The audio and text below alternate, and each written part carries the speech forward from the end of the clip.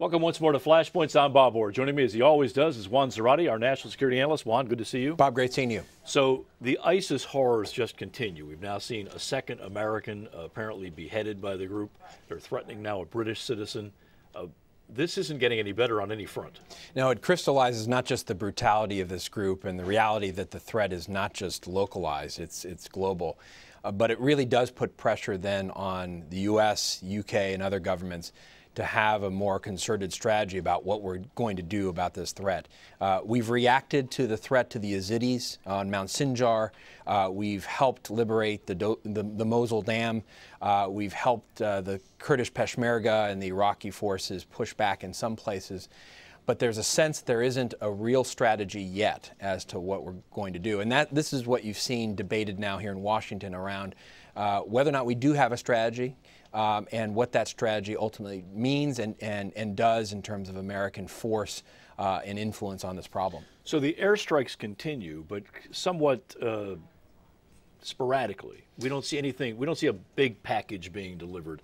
What's the timing involved here? How critical is it that if we're going to do something as a coalition, that it happens sooner? Well, it's a great question. I think there are two schools of thought on this. One is that you need to react quickly and with great demonstration, because you now have had 2 American civilians beheaded, put online, and this group basically thumbing its nose at the United States, at the president directly, and to not react forcefully is to send a real signal of weakness and potentially destroying our ability to deter these groups, not just the Islamic State, but others that take inspiration from what they're doing.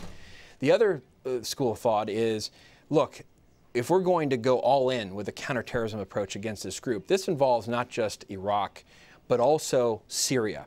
And we have to understand the second and third order effects of what we're going to do before we decide to deploy more American power and influence. And so I think you can do both. I think you'd probably strike now with a very clear message, look, this is unacceptable and there are going to be immediate consequences for these actions. But we are also going to be methodical about what our strategy is, to include a diplomatic strategy, to include an intelligence function, to include a military dimension, to include a train and equip dimension, to include a political dimension. All of this can be done, but I think it needs to be sequenced. So the timing matters here, but I think you can do both at once. If the U.S. and or partners go in with airstrikes in Syria, explain to me how that could work in terms of even tacit approval by the Assad government there. Well, I think this is something that the administration lawyers are grappling with, which is what is the legal basis to go after this group in Syria. Keep in mind, this is a group that is officially not affiliated now with al-Qaeda, and so the authorization for the use of military force, upon which we've based and justified the use of military power against al-Qaeda affiliates around the world, may not apply. But let's say you can clear that legal hurdle. Okay. Let's say they can find a way around that. How does that happen with Assad sitting there in Damascus, and he's right now our enemy? Yeah, I mean, this is a major conundrum and wild card, because you don't want to do things that are going to strengthen Assad inadvertently. You have multiple enemies in that context, and what you have to do, I think, is weaken the Islamic State, but also find a way of doing that so that it doesn't strengthen the Assad regime. I think that's difficult to do, but it can be done creatively if you've got the intelligence. Where are these sites?